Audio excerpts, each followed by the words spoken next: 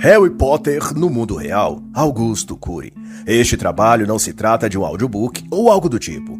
É uma análise em que faço comentários e observações e possíveis comparações, ilações ou exemplificações para com a cultura política do dia ou eventos atuais. Cury é escritor com mais de 70 livros publicados, cientista, psiquiatra e criador de diversas teorias estudadas em tese de doutorado nos Estados Unidos e Europa, como a síndrome de Spa, ou do pensamento acelerado, da inteligência multifocal e outras. Ele tornou-se mundialmente conhecido através do best-seller O Vendedor de Sonhos, e em 2000 foi eleito o autor brasileiro mais lido da década. Ele é casado e pai de 3 filhas. Esta curta obra faz parte de uma coletânea intitulada Escola da Vida, e que reúne outros pequenos livros cujo intuito e temática é estimular nos jovens e adolescentes a busca pela sabedoria, pela valorização de princípios humanos, éticos e morais, e de desenvolver neles a coragem e a inteligência. E logo na abertura, Augusto Cury traz uma nota que nos estimula a reflexão e nos convida ao assunto do livro, que ele sempre trata como uma viagem entusiasmante para dentro do mundo da inteligência e das possibilidades. Ele então diz, num tom de desafio, que procurar a felicidade, expandir a inteligência e transformar sonhos em realidade só é possível essas coisas no mundo real. E bendito é que a reflexão que Cury provoca nesse trecho e em toda esta sua obra é que bem-estar, contentamento e felicidade, em qualquer nível que seja, são buscas que todos temos oportunidade de fazer. É a jornada pessoal de cada um de nós.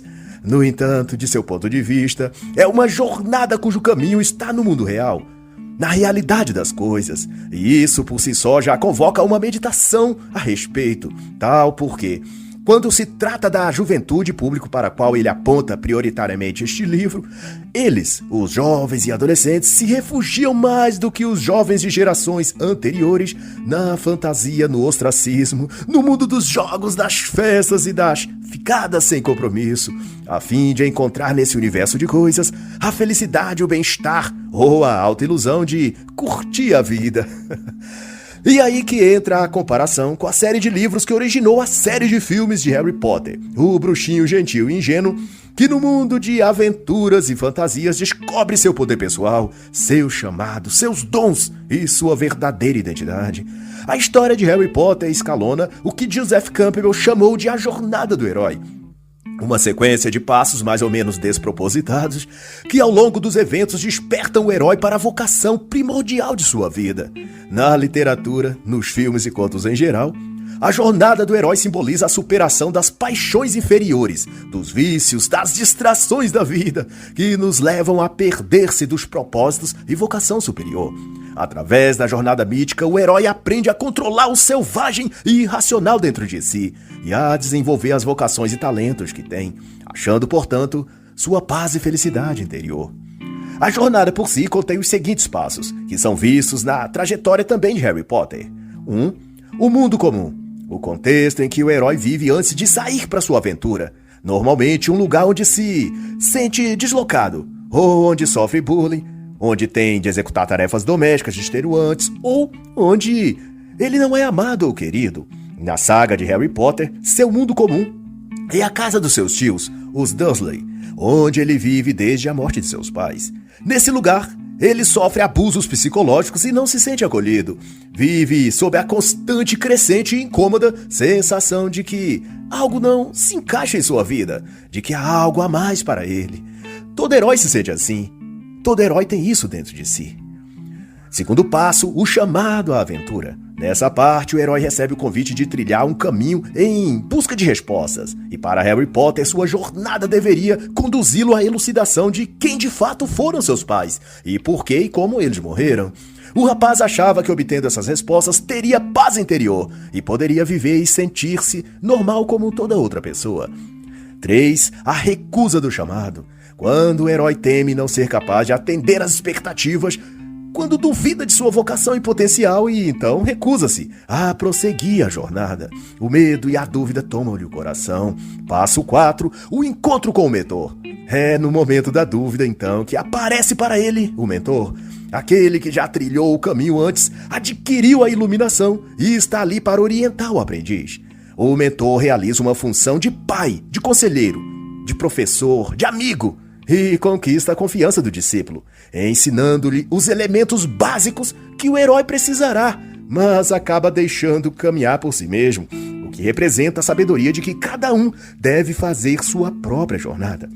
Ninguém poderá fazê-la em seu lugar. A missão é sua e de ninguém mais. Na jornada de Potter, Rubel Hagrid faz um pouco do papel de mentor, juntando-se a ele o feiticeiro Albus Dumbledore e até um pouco a bruxa Minerva. E após esses estágios, o herói já está inserido na aventura, na jornada. E as próximas etapas são, subsequentemente, o primeiro limiar, as primeiras provas, o encontro de aliados e inimigos, depois a aprovação final, a recompensa, o caminho de volta, a purificação e, por fim, o regresso, onde o herói já está transformado e se tornará ele mesmo no mentor para outros aprendizes. E da conceituação de Quirrell, a narrativa mítica, desde Harry Potter, mexe com o coração e mente dos jovens, crianças e adolescentes. Todavia, o mundo mágico de obras como essa tem sido apreciadas muito mais da ótica do entretenimento que qualquer outra. E, com isso, perde-se o potencial que elas têm de transmitir ideias que, simbolicamente, ilustram a vida desses jovens, seus desafios e de como poderiam superá-los. No dia a dia, cotidianamente, de acordo com o autor, há um chamado sendo feito para cada um, convocando-nos a trilhar uma jornada de realizações que perspassam nossa família, escola, bairro e vai para além da nossa imersão na sociedade. A esse contexto amplo e complexo, Quirrell chama de escola da vida e enfatiza que aprender as lições dessa jornada é a árdua, mas necessária missão de cada jovem, de cada adolescente. Mas, porém, ocorre que a massa de jovens atuais deixaram-se prender-se no estágio 1 ou 2 dessa trajetória do herói, ou seja, recusam-se ou a sequer iniciar ou atender o chamado, ou desanimam de prosseguir assim que começam. Paralisam-se por medo de fracassar, congelam-se porque se sentiriam sozinhos na jornada, já que os demais jovens de sua idade parecem não ligarem para isso e fazer outros caminhos na vida. Enfim, recusam-se à jornada pessoal do herói, até mesmo por preguiça ou comodismo. E como se Harry Potter nunca sequer abrisse e lesse a carta que o convidava a estudar em Hogwarts. É como se ele olhasse para o convite e primeiro pensasse: se os demais seus amigos, peguetes ou colegas da escola também tivessem recebido uma carta de algum lugar estranho e, em vez de lê-la, Harry Potter primeiro enviasse um WhatsApp para cada um deles para saber se deveria abrir a carta ou não. Ou se eles também tinham recebido. O problema é que essa geração é insegura e fraca demais. É disso que se trata. E de então, tudo que tem diante de si só se motivam a fazer. Se receberem validação externa o tempo todo, precisam se sentir parte e aceitos no grupo de imbecis coletivos. Se comportam como se fossem gados no rebanho ou manada e tivessem impelidos por uma força instintiva ou natureza animal que os guiassem a pensar, falar, vestir-se e agir igualmente a todos. Trazendo para o ano de 2022, numa alegoria minha e não do autor, vede e tente responder o que significa a faixa etária adolescentes e jovens vestirem todos calças caindo e folgadas, em que seguram com uma mão enquanto gesticulam com a outra, enquanto conversam usando muitos palavrões e gírias. Todos gostam de dormir até às 11 ou mais, sentem desânimo de lavar uma louça em casa, passam madrugadas na internet ou jogando online, começam a beber cedo, a praticar sexo cedo também, a usar drogas, a responder os pais e a idolatrar o comunismo. Na rua são dóceis com os estranhos, em casa são brutos com os pais. Os meninos empinam moto barulhentas incomodando os vizinhos e as meninas vão brincar no carrossel. E nos intervalos aprendem a se maquiar no estilo mangá japonês e a rebolar igual a Anitta. Por fim, esse é o quadro geral da juventude e adolescência. E o que significa senão que são réplicas de uma mesma e deprimente matriz de merda. Mas Quirrell prossegue e destaca que na ficção Potter tinha poderes sobrenaturais, dons mágicos e uma varinha que usava para resolver diversos dos seus problemas. Mas na vida real, compara ele, não há varinhas, mas há uma mente e cérebro dotados da capacidade de refletir e raciocinar, e através disso trazer para a vida realizações surpreendentes que pareçam ao fim mágicas. Para o autor, portanto, a inteligência é o grande dom e poder a ser desenvolvido. E tão desafiador quanto no filme, o jovem na vida real não nasce pronto nem habilitado a usar com precisão seus dons e poder. Como o bruxinho juvenil da história de J.K. Rowling, nossos inimigos vão sempre nos derrotar se não aprendermos bem a manusear nossos talentos e capacidade intelectual. Só que em vez de Voldemort, os adversários de todo jovem dessa geração são a desmotivação, a baixa autoestima, a preguiça, o desânimo e a ansiedade. E de então, Augusto Cury descobre sobre um ponto-chave na vida dos jovens, a internet. E sua observação é de que, embora o menino tenha imenso potencial e recursos que a internet disponibiliza a ele, toda a juventude a explora de maneira a congelar sua inteligência em lugar de expandi-la. E ali, no mundo online, isola-se da realidade e refugia-se no pseudônimo e imagem de um avatar. E, sem notar, vai fazendo da dissimulação e da arte de esconder, que é seu hobby e modo de ser. Online ele parece ser tudo corajoso, inteligente, extrovertido, belo. Mas é pura ilusão esse personagem, uma máscara que oculta sua face verdadeira e que por alguns instantes faz até o jovem esquecer de como é, de como se vê e de como se sente realmente. Mas, contudo, ninguém consegue permanecer o mesmo se mente para si quem ele é. É como viver em Hogwarts, um imenso lugar de poderes e possibilidades a ser descobertos, mas viver receoso, contido, retraído o tempo todo, sob a sombra do medo, daquele do nome impronunciável.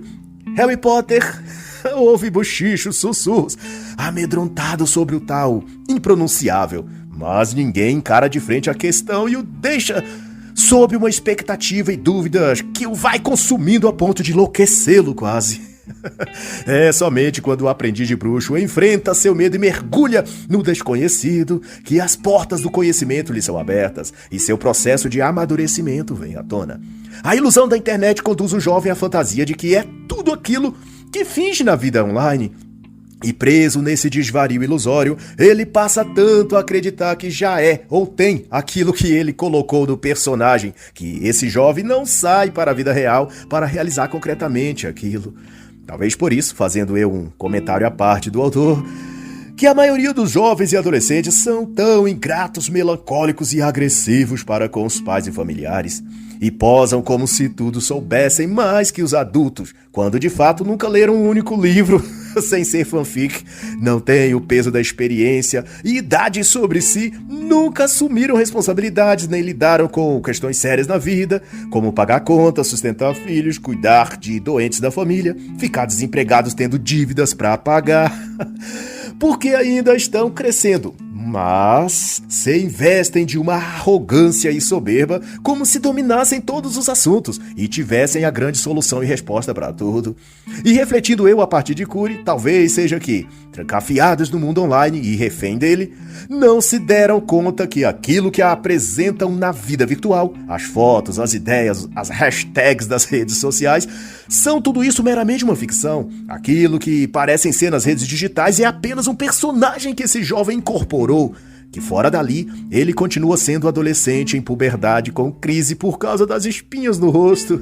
Ou o jovem magrelo que é zoado na escola, ou a gordinha baixinha, ou o cara comum sem qualquer destaque no meio de outras centenas de caras comuns na escola, no bairro, no mundo.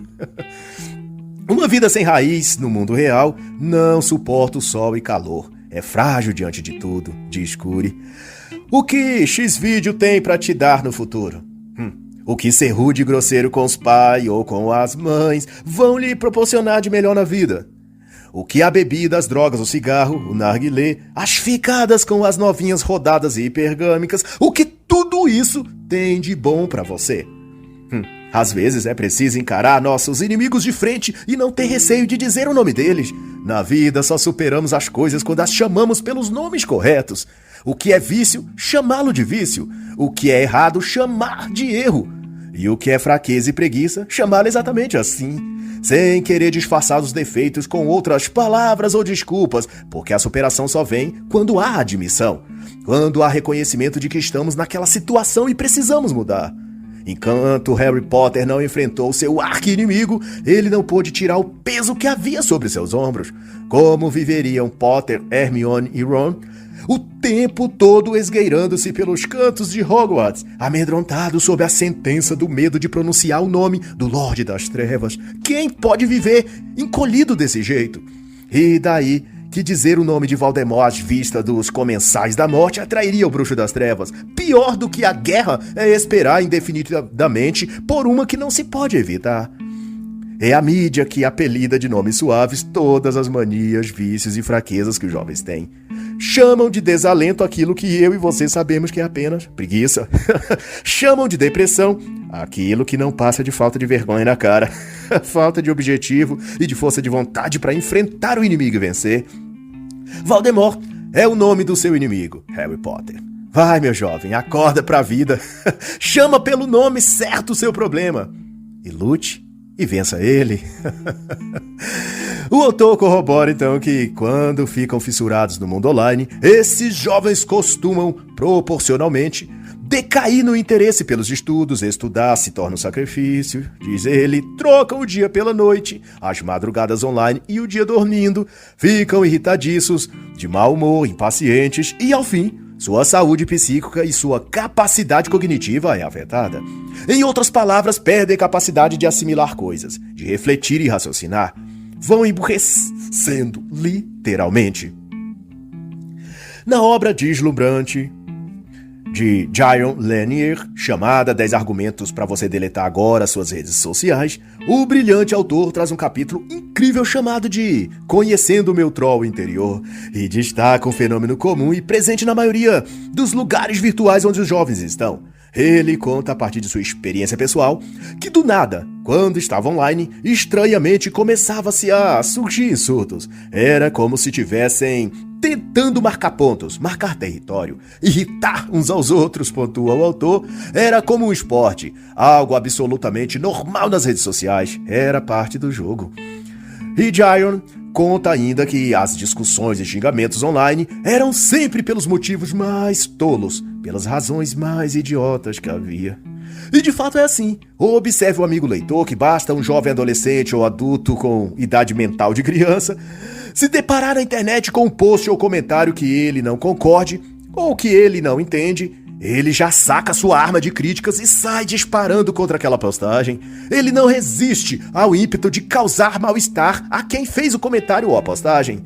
É o jovem guerrilheiro virtual, o coringa moderno das mídias digitais, vingando os pobres, rejeitados e oprimidos, tentando tornar a outra pessoa tão infeliz e deprimida quanto ele. É o coringa revolucionário. E tudo, é claro, se torna um círculo vicioso. Quanto mais horas na internet, mais desinteresse na vida real, mais cansaço, mais fadiga, mais irritação. E um leque de oportunidades perdidas até que, porta após porta, se fecha. E ele termine totalmente sem esperança, sem ânimo e sem sonhos ou perspectivas, pois os melhores dias de sua juventude terá se passado. E Curi então se dispõe a comentar que o grande engano que a internet produz nas pessoas é a falsa impressão de que sabem ou conhecem muito de tudo. É a falsa sensação de que o excesso ali de informação significa conhecimento, e daí o jovem passa a cultivar a preguiça intelectual e gradativamente perde o interesse ou dedicação em estudar, em conhecer e em saber das coisas. Acha que está apto a opinar sobre todos os assuntos do mundo, porque leu um post do Estadão ou do UOL no Facebook. Ou se convenceu de que matemática é fácil e desnecessário de se praticar, porque no topo de seu castelo de arrogância, o jovem retira o celular do bolso e digita na calculadora virtual os cálculos de que precisa, e o resultado na tela ele exibe como se tivesse sido fruto de um acurado raciocínio em sua mente. Ele sente prepotentemente que domina tudo, só porque tem nas mãos uma máquina que, conectada no Wi-Fi, lhe responde tudo sobre todas as coisas. E o que o jovem dinâmico não percebe é que, à medida que mais as coisas, informações e conhecimento passa pela tela de um celular ou computador, menos disso passa por seu cérebro e mente, e, consequentemente, menos inteligente esse jovem fica. Menos coisas ele sabe, e sobre menos assuntos ele é capaz de entender e discutir. Ainda que não perceba, acentua o autor, tal juventude estará aprisionando suas emoções e limitando a sua inteligência. O autor também pondera que, ao contrário do que pensam os jovens, adultos e adolescentes, a TV e a internet não acrescentam muito, mas pode roubar tudo da pessoa: seu tempo, sua inteligência, sua paz de espírito, sua saúde mental. E o reflexo disso, no comportamento, é do jovem passar a tendências compulsivas. Ora dorme demais, ora come demais, ora estão tristes ou alegres demais. Tudo tende a picos de excessos ou escassez, e nada é visto ou desenvolvido com parcimônia e lucidez. Tudo na vida desses jovens tende a ser dinâmico, voraz, eufórico, tomado por emoções fortes. É a vida sob compulsão, como já disseram outros autores. E como isso afeta a vida adulta desses jovens? Perguntaríamos. A resposta, para ser curto, é gerando uma sociedade de homens apáticos, frágeis, burros, covardes, incapazes de preservar valores que sustentaram a própria existência humana desde sempre. E um exemplo desse tipo de coisa está citado na magnífica obra de Theodore Dalrymple, A Nova Síndrome de Vick, que detalha esses efeitos graves e funestos já visíveis na geração atual. Mas antes disso tudo explodir na vida adulta, como a síndrome apontada por Dalrymple, toda essa agitação, subidas e descidas de humor e a inconstância emocional que boa parte dos adolescentes tem demonstrado na avaliação do Dr. Augusto Cury, tem a ver com outra síndrome, a que ele denomina de SPA, Síndrome do Pensamento Acelerado, demarcado por níveis graves de flutuações da psique, devido ao jovem ter sido exposto por longos períodos às tecnologias viciantes que forçam a mente a um estado passivo, e depois do adormecimento, a mente é acelerada por outros conteúdos de TV, games ou internet, para em seguida hibernar de novo diante de uma outra programação. Depois é acelerada novamente, e assim sucessivamente, criando uma ruptura de padrões que dificulta o normal e saudável desenvolvimento cognitivo.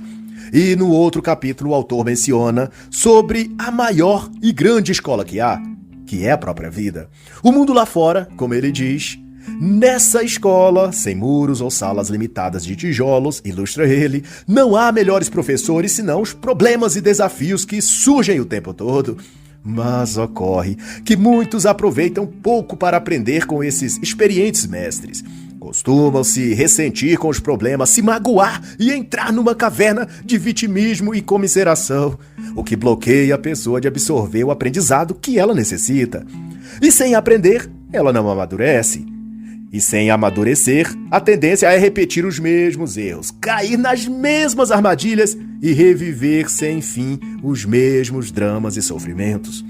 Repare, em comparação à saga do jovem bruxo Harry Potter, que depois do chamado, do encontro com o mentor, com os amigos e de ter aceitado os seus dons, o caminho fica mais difícil e não mais fácil. Ao encontrar, aliás, a Pedra Filosofal, ele é levado à Câmara Secreta para, na sequência, se envolver com o prisioneiro de Azkaban e depois quase perder tudo com o Cálice de Fogo.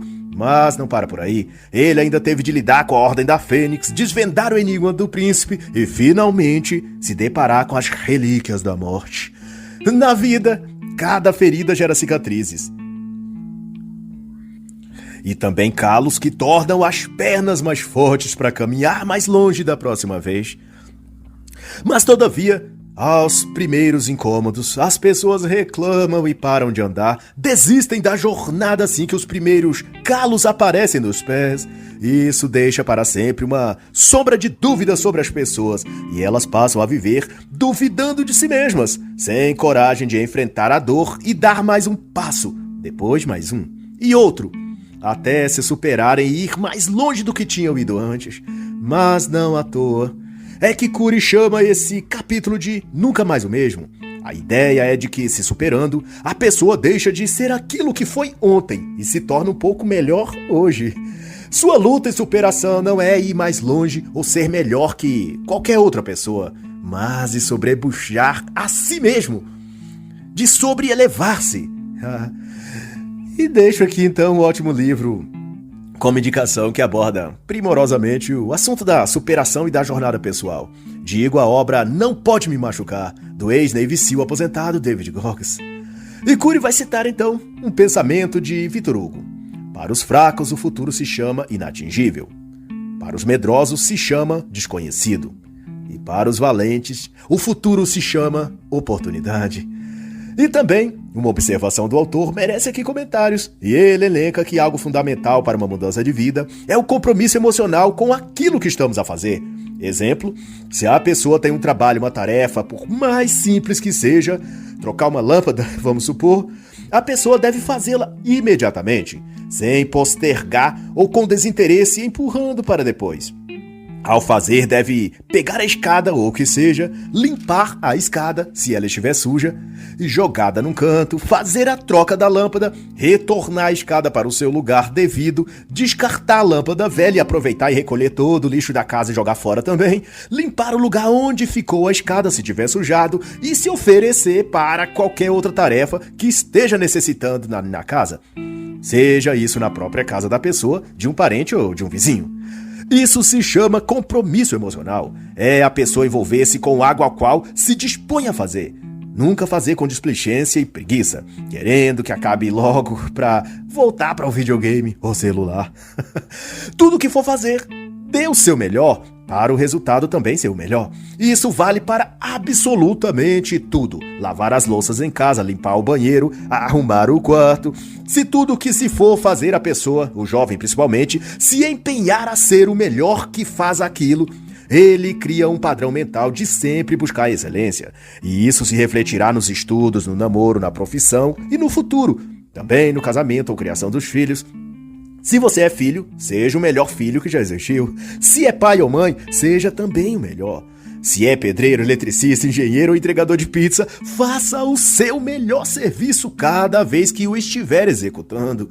Deixe de lado a busca pela recompensa. Não faça o seu melhor apenas se a recompensa for boa. Se o dinheiro valer a pena, faça o melhor, porque você é o melhor. Dê ao seu nome o peso da excelência. Se destaque pelas qualidades pessoais, morais, depois profissionais. Não seja como um cão adestrado que só deita e rola se ganhar um saboroso biscoitinho. Seja motivado por uma personalidade de ser e buscar ser o melhor. O mais honesto, o mais técnico, o mais compromissado. Há recompensas que vêm depois, quando você estiver desempregado ou num lugar qualquer e aquela pessoa a quem você prestou um excelente serviço ou que você fez um favor, essa lhe indicar para algo bom em sua vida ou lhe socorrer no momento de necessidade sua. E há também recompensas que são de nível interno. A satisfação de ver algo bem feito e de ver a felicidade das pessoas que foram beneficiadas por seu esforço e trabalho ou ajuda que você deu. Esse sentimento de autorrealização é algo que lhe dotará de força e garra e será o seu impulso em diversas outras coisas que você viverá na vida. E tudo isso começa pelo simples gesto de fazer bem aquilo que está ao seu alcance. Como arrumar o seu quarto, por exemplo. Digo fazendo menção à excelente obra 12 Regras para a Vida, de Jordan Peterson, qual deixo a indicação de leitura. E a lição informada pelo autor aqui é essa: que na escola da vida, cada instante e acontecimento é uma oportunidade de conhecimento e aprendizado. E em outro capítulo, a lição será o planejamento. Sem esse importante e fundamental passo, não importa o quanto de motivação se tenha, de nada adiantará. Em alusão à história de Potter, quando o jovem aprendiz de bruxo finalmente se encaixou na rotina da escola de magia, tinha amizades e ambicionava subir nos degraus de conhecimento, ele foi surpreendido com a notícia de que o Mago das Trevas havia retornado.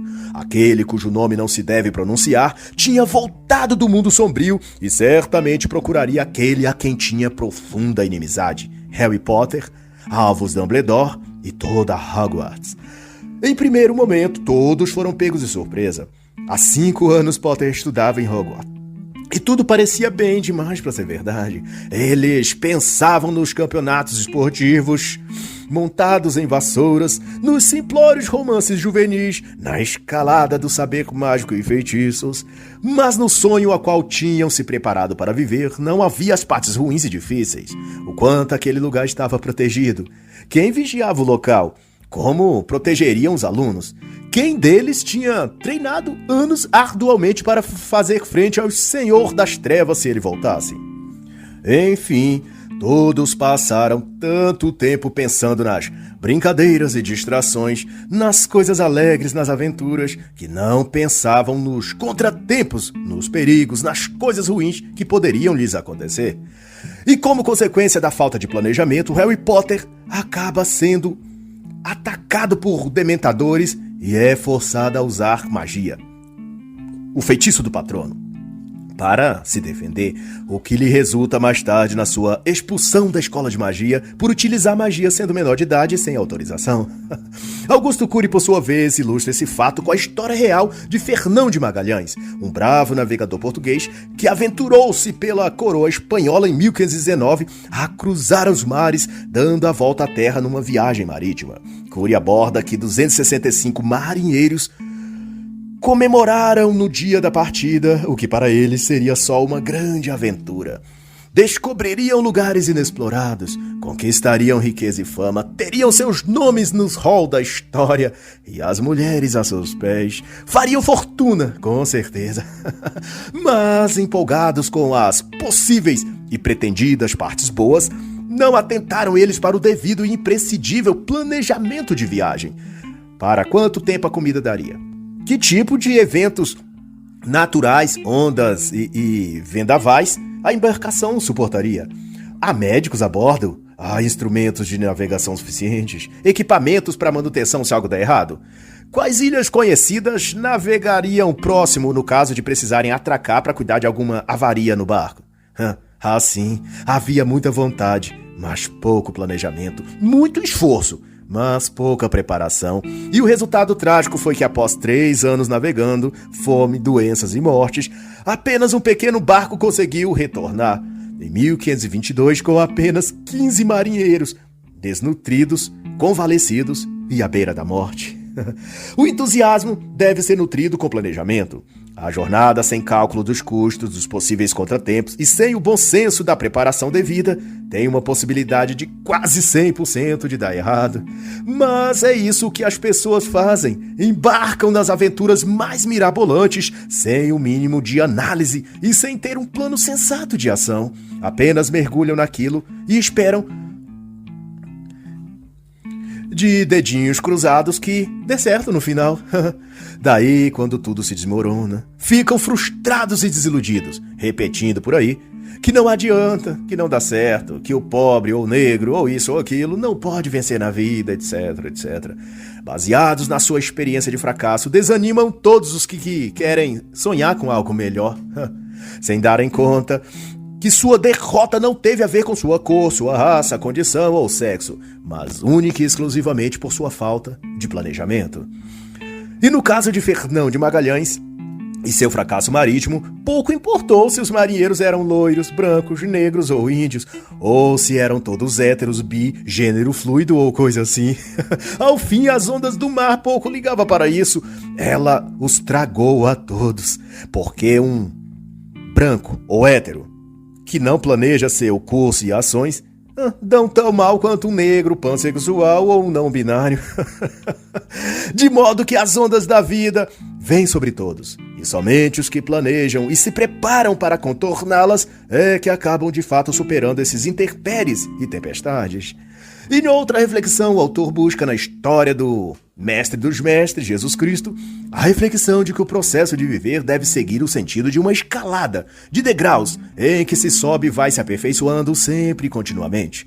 O próprio Jesus nasceu numa manjedoura entre animais no estábulo, mas ao fim da vida terrena tinha impressionado o mundo da época e abalado as estruturas da civilização naquele tempo. Reis e pessoas comuns tinham sido tocados.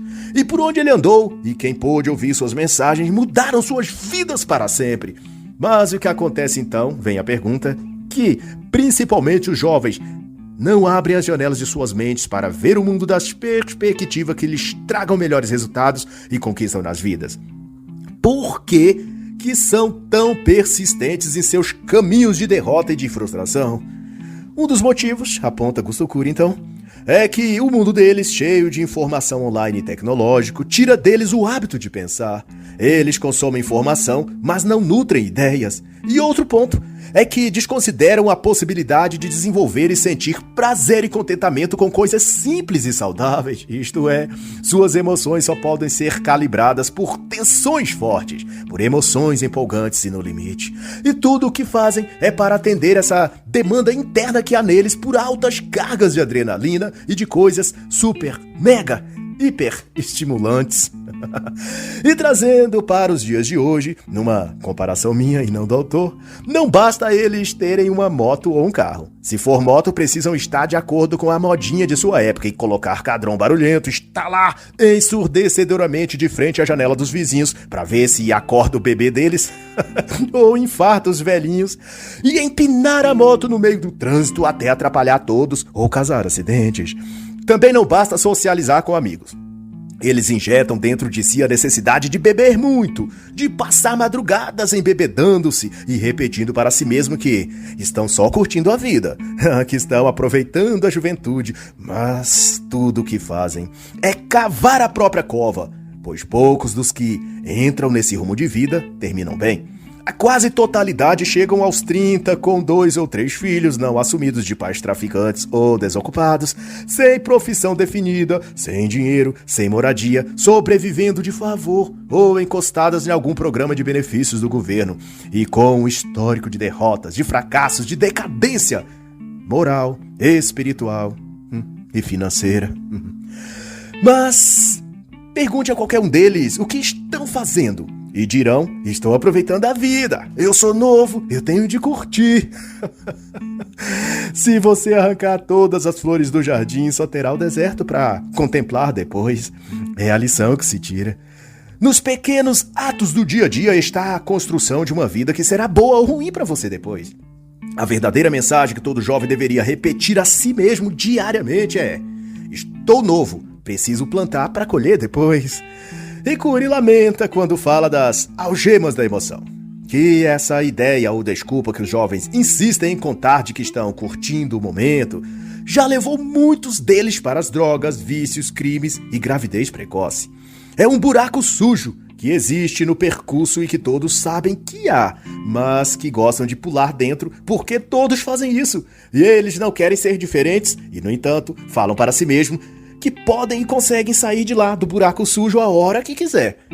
Mas é difícil ver isso acontecendo. Eles saindo do buraco, os vemos entrando, mas saindo de lá é muito raro de se ver. E isso também é analisado pelo autor. O estranho feito dos jovens millennials X, Y, de que pulam no mar agitado e acham que vão conseguir vencer as ondas sem qualquer embarcação, apenas contando com o pensamento positivo e com a repetição do mantra de que são jovens e têm de aproveitar a vida. Mas a vida, embora ignorem o que os adultos falam, não é para ser aproveitada ou curtida, mas desenvolvida, construída. Cada um dos jovens que pularam no mar contando que iria sair dele impune se afogaram e morreram, metaforicamente falando. Porque como você seria diferente? Será que essa irritação, angústia, ansiedade, depressão que você sente não seriam sintomas de que você mergulhou fundo demais nesse mar? Será que não é um sinal de que você precisa nadar de volta para a praia antes de se afogar de vez? Arrume seu quarto e você construirá uma bela história na sua vida. Essa é a melhor lição que você precisa aprender. Quanto à saga de Harry Potter e as Relíquias da Morte, que dá fim à trama, também é possível aprender uma lição importante. Que a batalha final em que Harry Potter derrota o vilão Voldemort, a grande vitória não foi apenas salvar o mundo da escravidão que o Lorde das Trevas lhe imporia, de acordo com seus planos maléficos. A grande mensagem é de que, junto com Voldemort, teve-se também a derrota da ideia de superioridade que circundava o coração e mente de muitos jovens bruxinhos em toda Hogwarts. Ao prevalecer sobre Voldemort, Harry Potter ensinou que sonhos de grandeza nunca vêm acompanhados do sucesso, mas só da derrota. E assim, o que cada jovem precisa compreender é de que nenhum adolescente é esse ser superior que eles veem quando se olham no espelho. É um delírio juvenil eles saírem corrigindo os adultos, redarguindo os professores, humilhando quem seja por um ponto ou vírgula que acharam faltando em algum lugar. Aqueles que tentam consertar o mundo são os que mais têm a alma deteriorada. Então, se você tem se comportado como um Voldemort, pense que talvez seja o caso de permitir que o Harry Potter, que também vive em você, derrote esse seu lado sombrio e mau que tenta reinar sobre si. Pense que você não é mais bonito, mais inteligente, nem mais nada que ninguém. Você é só um jovem. E o que você precisa para começar a mudar o mundo não são superpoderes, nem uma varinha, mas um balde com água, uma vassoura e um quarto seu para limpar. Arrume seu quarto e pare de ser um imbecil juvenil fazendo pose nos grupinhos de redes sociais. Vá crescer, jovem. Vá crescer. E assim encerra a análise da obra Harry Potter no Mundo Real, de Augusto Cury.